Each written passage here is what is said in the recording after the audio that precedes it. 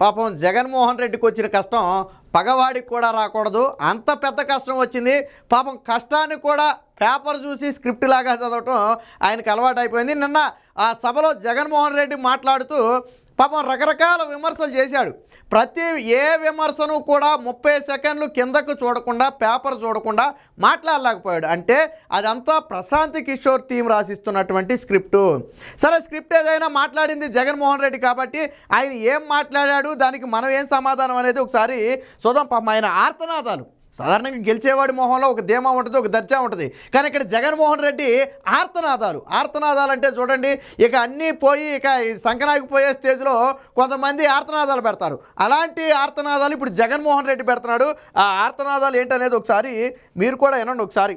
ఎందుకంటే ప్రతి ఇంట్లో కూడా కనిపిస్తా ఉంది జరిగిన ఇంత మంచి అయినా కూడా రోజు అబద్ధాలు, రోజు మోసాలు, రోజు ఈ మాదిరిగానే వాళ్ళు ఎక్కువ మంది వాళ్ళు ఉన్నారు కాబట్టి, వాళ్ళ వైపునే పత్రికలు ఉన్నాయి కాబట్టి, వాళ్ళ వైపునే టీవీ ఛానళ్ళన్నీ ఉన్నాయి కాబట్టి వాళ్ళు ఏమి చెప్పినా చెల్లుబాటు అవుతుంది అని చెప్పి వాళ్ళు రోజు అబద్ధాలతో వడ్డించడం, ఆ అబద్ధాలతో వండించిన దానికి కూడా సమాధానాలు చెప్పుకోవాల్సిన పరిస్థితి అని అంటే దీన్నే కలికాలము అని అంటే ఏ మంచి. సో పత్రికలన్నీ కూడా ఆడవైపే ఉన్నాయంట. ఎవరి వైపు? ఈనాడు చంద్రబాబుదా, పవన్ కళ్యాణ్దా? ఆంధ్రజ్యోతి చంద్రబాబుదా, పవన్ కళ్యాణ్దా? టీవీ5 చంద్రబాబుదా, పవన్ కళ్యాణ్దా? లేదా ఇంకొన్ని మీడియాలు ఎవరైనా సరే అవి చంద్రబాబు కాదు, పవన్ కళ్యాణ్ అంతకంటే కాదే. కానీ నీకు సాక్షి మీడియా ఎవరిది? సాక్షి పేపర్ ఎవరిది? సాక్షి ఛానల్స్ ఎవరివి? ఎవరి సాక్షి ఛానల్స్?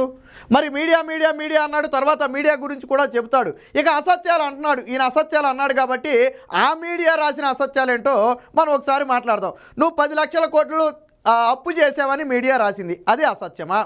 వివేక హత్య కేసులో మీ ఫ్యామిలీయే ఉందని చెప్పి సిబిఐ చెప్పింది, అది అబద్ధమా?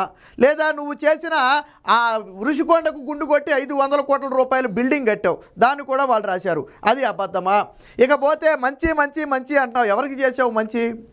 ఎవరికి చేసావు? శిరోమండనం చేసిన వరప్రసాదిక, మాస్కు పెట్టుకోలేదని కొట్టి చంపేసిన కిరణ్ కుమారిక, మాస్కులు అడిగినటువంటి కొట్టి చంపేసిన డాక్టర్ సుధాకర్క, లేదా సుబ్రహ్మణ్యాన్ని చంపేసి హత్య చేసినందుకు మీ ఎమ్మెల్సీ హత్య చేశాడు అనంతబాబు, దానికా? ఏ కుటుంబానికి మంచి చేసావు నువ్వు? ఏ కుటుంబానికి మంచి చేశావు? నీ సొంత జిల్లాలో అధికారి అయినటువంటి అచ్చన్నను అత్యంత దారుణంగా కిడ్నాప్ చేసి హత్య చేశారు. అలాగే గోల్డ్ మెడల్ సాధించినటువంటి డాక్టర్ అనితా రాణిని చెప్పిన మాట వినలేదని చెప్పి అత్యంత ఘోరంగా వేధించారు. మరి ఎవరికి చేసావు నువ్వు మంచి? ఏ కుటుంబానికి చేసావు నువ్వు మంచి? ఎవరికి చేసావు మంచి? మరి వాళ్ళందరూ ఆర్తనాదాలు ఈరోజు పత్రికల్లో రాశారు. ఎస్, ప్రజల పక్షాన పోరాడే పత్రికలు రాస్తాయి, దాంట్లో తప్పేముంది? ఎందుకు దీనికి ఈ ఆర్తనాదాలు? చేయకపోయినా కూడా, ఏ స్కీమును కూడా ఆయన అమలు చేయకపోయినా కూడా కేవలం మోసాలే ఆయన చేసినప్పటికీ కూడా చంద్రబాబుకేమో స్టార్ క్యాంపెయినర్లు దండిగా మంది ఉన్నారు. స్టార్ క్యాంపెయినర్లు అంటే బాబుడు కోసం చంద్రబాబును భుజానెత్తుకొని మోసే ముఠ. పక్క రాష్ట్రంలోనే చంద్రబాబుని ఎత్తుకుని మోసే ఒక ముఠ ఉందంట, వారందరూ స్టార్ క్యాంపెయినర్లు అన్నట్టు. ఇక్కడ జగన్మోహన్ రెడ్డి పాపం షర్మిలను కూడా స్టార్ క్యాంపెయినర్గా అభివర్ణించడం జరిగింది. కొద్దిగైనా సిగ్గు ఉండాలి. నీకు సిగ్గు లేకపోయినా మాకైనా సిగ్గు ఉంది. ఎందుకంటే ఒకప్పుడు నేను వదిలిన బాణానని నువ్వు చెప్పుకున్నావు, జగన్ అన్న వదిలిన బాణమని షర్మిల చెప్పుకుంది. ఆ రోజు నువ్వు జైల్లో ఉన్నప్పుడు పార్టీని పాదయాత్ర చేసి మోసింది. ఆ రోజు మీ నాయకులందరూ షర్మిల కాళ్ళ దగ్గరే ఉన్నారు. ఈ రోజు షర్మిలకు నీకు మనస్పర్ధలు వచ్చి ఆవిడ వేరొక పార్టీ తెలుగుదేశంలోకి వచ్చిందా, పోనీ జనసేనలోకి వెళ్ళిందా? ఏమి ఒక జాతీయ పార్టీ బాధ్యతలు తీసుకుంది. నువ్వంటే సరే, ముఖ్యమంత్రి పదవి రాలేదు కాబట్టి ఆ రోజు బయటకు వచ్చేసావు. నువ్వు అసలు జగన్మోహన్ రెడ్డి అనే వ్యక్తి పార్టీ పెట్టడానికి కారణం ఉందా? నేను ఒకటే స్ట్రైట్ ప్రశ్న, ఉందా? లేదు కదా. నీకు ముఖ్యమంత్రి పదవి ఇవ్వలేదని చెప్పి నువ్వు బయటకు వచ్చేసావు. నీ చెల్లి ఒక జాతీయ పార్టీలో తన తండ్రి ఆశయాలు నెరవేర్చాలని చెప్పి ఆ పార్టీ పగ్గాలు చేపడుతున్నా అని చెప్పింది. వాస్తవానికి నీది నకిలీ పార్టీ. మీ చెల్లి ఇప్పుడు పగ్గాలు చేపట్టింది ఒరిజినల్ పార్టీ. ఎందుకంటే నీ తండ్రికి, నీకు, నీ కుటుంబం మొత్తానికి భిక్ష పెట్టిన పార్టీ ఆ పార్టీకి ఈరోజు పగ్గాలు చేపట్టింది. మరి దానికి ఎందుకు నీకు కడుపుమంట? ఇక స్టార్ క్యాంపెయినర్ అన్నావు కాబట్టి మాట్లాడుకుందాం. నీకు స్టార్ క్యాంపెయినర్ లేవా? తెలుగుదేశం పార్టీకి ఎవరు స్టార్ క్యాంపెయినర్లు? నీ రక్తం పంచుకు పుట్టిన, నీతో పాటు రక్తం పంచుకు పుట్టిన చెల్లిని వేరొక పార్టీకి స్టార్ క్యాంపెయినర్ అని చెప్పడానికి నీకు సిగ్గు లేకపోయినా మాకైతే సిగ్గుగా ఉంది. ఇకపోతే నీకు స్టార్ క్యాంపెయినర్లు అన్నావు కాబట్టి నీ స్టార్ క్యాంపెయినర్ల గురించి కూడా ఒకసారి మాట్లాడుకుందాం. ఒక మెంటల్ కృష్ణ కానివ్వండి, ఒక ఆలీ కానివ్వండి, ఒక యాక్టర్ శ్యామల కానివ్వండి, లేదా 30 ఇయర్స్ ఇండస్ట్రీ పృథ్వీరాజ్ కానివ్వండి, సరే ఇప్పుడు పార్టీ మారాడు అనుకోండి, అది వేరే విషయం. ఓ పృథ్వీరాజ్ కానివ్వండి, ఒక కత్తి మహేష్ కానివ్వండి, ఒక శ్రీరెడ్డి కానివ్వండి, మరి వీళ్ళంతా నీ స్టార్ క్యాంపెయినర్లే కదా. ఒక నాగార్జున కానివ్వండి, ఆ రోజుల్లో ఒక మోహన్ బాబు కానివ్వండి, వీళ్ళంతా నీకు స్టార్ క్యాంపెయినర్లుగా చేశారా లేదా? చేశారు కదా. ఒక మంగ్లీ కానివ్వండి, వీళ్ళంతా నీకు స్టార్ క్యాంపెయినర్లు. మరి తెలుగుదేశం పార్టీ, జనసేనకి ఎవరు స్టార్ క్యాంపెయినర్లు? ఎవరు స్టార్ క్యాంపెయినర్లు? ఆ పార్టీకి అధిపతులు స్టార్ క్యాంపెయినర్లు. నీకు మాత్రం ఫిలిం ఇండస్ట్రీ మొత్తం స్టార్ క్యాంపెయినర్లు కాదని నువ్వు చెప్పగలవా?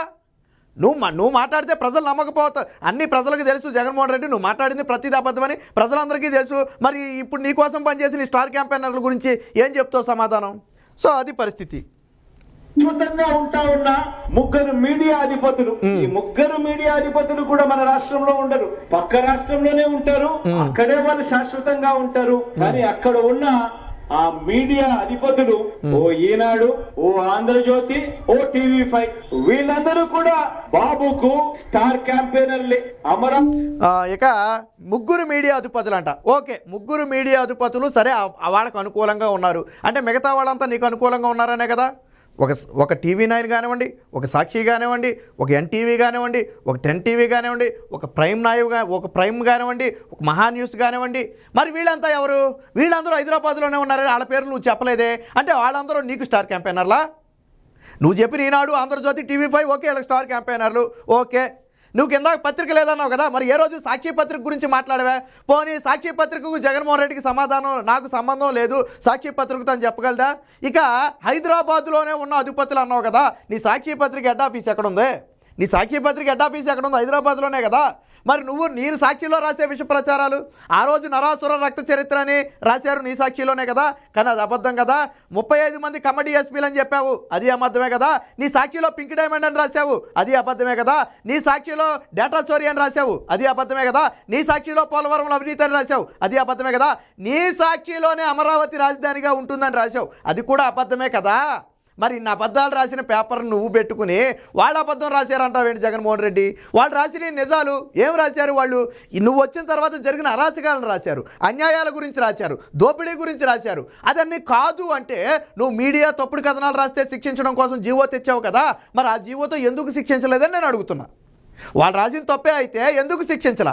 ఇకపోతే నువ్వు ఆ 3 వదిలేసి మిగతాయన్నీ నీకు పనిచేస్తున్నాయని నువ్వు ఒప్పుకున్నట్టే కదా. ఆ 3 పత్రికలు తప్ప మిగతాయన్నీ నీకు పనిచేస్తున్నాయని ఒప్పుకున్నావు కదా. అంటే ఆ 3 పత్రికలే ప్రజల పక్షాన పోరాడుతున్నాయి, మిగిలిన పత్రికలన్నీ నీ కోసం పనిచేస్తున్నాయి. మరి వాటి గురించి ఎందుకు చెప్పవు జగన్మోహన్ రెడ్డి? అమరావతిలో బాబు భూములకు బెనామీలు ఉన్నట్టే మనుషుల్లోనూ ఇంకా ఇతర పార్టీల్లోనూ కూడా రకరకాల రూపాలలో చంద్రబాబు నాయుడు గారికి బినామీలు ఇప్పటికీ స్టార్ క్యాంపెయినర్లుగానే కొనసాగుతా ఉన్నారు. బినామీలంట, అమరావతిలో బినామీలంట. సిగ్గు ఉండాలి, ఈ మాట మాట్లాడటానికి కూడా సిగ్గు ఉండాలి. సిగ్గు లేని నీకు లేకపోయినా మాకైనా ఉంది. అమరావతిలో హైకోర్టుకి వెళ్ళావు, సుప్రీంకోర్టుకి వెళ్ళావు, భూములు అన్నావు, 100 ఎకరాలు అన్నావు, 1000 ఎకరాలు అన్నావు, కబ్జా అన్నావు, నారాయణ అన్నావు, హెరిటేజ్ అన్నావు. ఏది ఎక్కడా నిరూపించలేదే. అమరావతిలో ఎకరం భూమి చంద్రబాబు కానీ ఆయన బినామీల పేరు మీద కానీ ఉంది అని ఎందుకు నిరూపించలా? సరే, ప్రతిపక్షంలో ఆరోపణలు చేసావంటే ఓకే, నువ్వేం చేయలేవు కాబట్టి ఆరోపణలు చేసావు. అధికారంలో 5 ఏళ్ళుండి ఆరోపణలు చేయడానికి సిగ్గు అనిపించట్లేదు, చేతకాంతనం కాదు.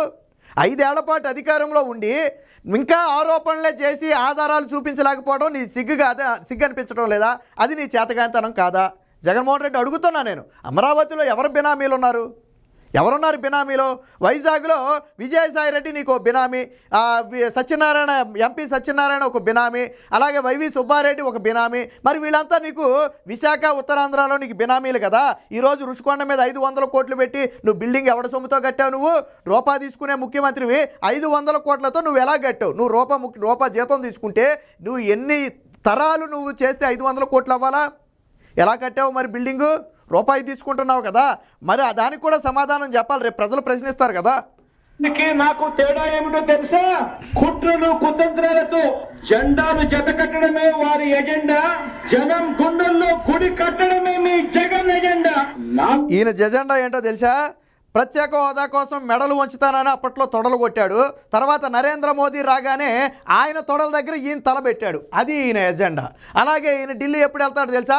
వివేక హత్య కేసులో కేసు వేగవంతమైనప్పుడు ఢిల్లీ వెళ్తాడు. అది ఆయన ఎజెండా. అప్పు కావాల్సినప్పుడు ఢిల్లీ వెళ్తాడు. అది ఆయన ఎజెండా. అలాగే ఇతర కేసుల్లో ఆయన బయటపడాలనుకున్నప్పుడు సిబిఐ విచారణ వేగవంతం చేసినప్పుడు ఢిల్లీ వెళ్తాడు. అది ఆయన ఎజెండా. అలాగే జడ్జిలకు వజ్రాల వాచులు ఇచ్చి దొరికిపోతాడు, దాన్ని తప్పించాలనుకుంటాడు. అది అందుకోసం ఢిల్లీ పరిగెడతాడు. అది ఆయన ఎజెండా. అలాగే న్యాయమూర్తులను ప్రలోభాలకు గురి చేయాలనుకుంటాడు. అది బయటపడకుండా మేనేజ్ చేయడం కోసం వ్యవస్థలను వాడుకుంటాడు. అది జగన్మోహన్ రెడ్డి ఎజెండా. మరి ఈ ఎజెండాల గురించి చెప్పవే.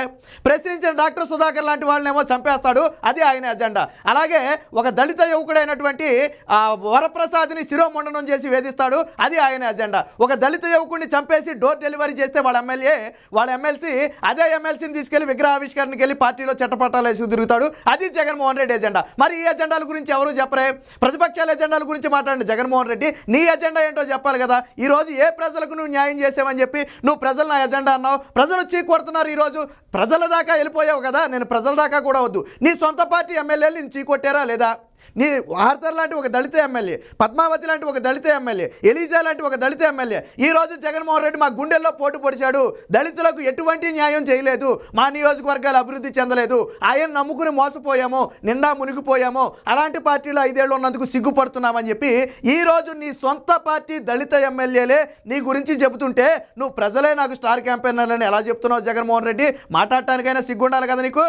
ఉన్నంత మంది స్టార్ క్యాంపెయినర్లు దేశ చరిత్రలోనే కాదు రాజకీయ చరిత్రలోనే ఎవరు కూడా ఉండరు అని చెప్పి కూడా ఈ సందర్భంగా తెలియజేస్తా ఉన్నాను. ఆ మాట కరెక్టే. జగన్మోహన్ రెడ్డికి ఉన్నంత మంది స్టార్ క్యాంపెయినర్లు జగన్మోహన్ రెడ్డి వ్యవస్థలను మేనేజ్ చేసి వాడుకున్నంత విధంగా ఎవరూ వాడుకోలేరు.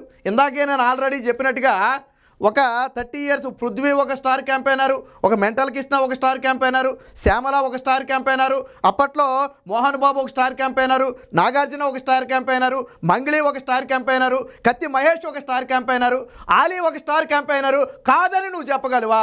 ఫిలిం ఇండస్ట్రీ మొత్తం నీకు స్టార్ క్యాంపెయినర్లుగా వ్యవహరిస్తే 2019లో నువ్వు గెలిచావు. మరి తెలుగుదేశం పార్టీ ఫిలిం ఇండస్ట్రీలో ఎవరినైనా స్టార్ క్యాంపెయినర్లుగా వాడుకుందా?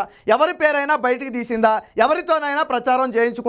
ఈరోజు చిరంజీవిని నీ కాళ్ళ దగ్గర తెప్పించుకున్నావు, నాగార్జున నీ కాళ్ళ దగ్గర తెప్పించుకున్నావు, బాలకృష్ణని నీ కాళ్ళ దగ్గర తెప్పించుకోవాలని విశ్వ ప్రయత్నం చేసావు, మహేష్ బాబుని నీ కాళ్ళ దగ్గరికి తెప్పించుకున్నావు, గేటు బయట వాళ్ళ వాహనాలు ఆపించి నీ దగ్గరికి నడిపించుకుని తీసుకెళ్ళావు. ఫిలిం ఇండస్ట్రీ మొత్తాన్ని కూడా టికెట్ రేట్లు తగ్గించి సంకనాకించావు కదా.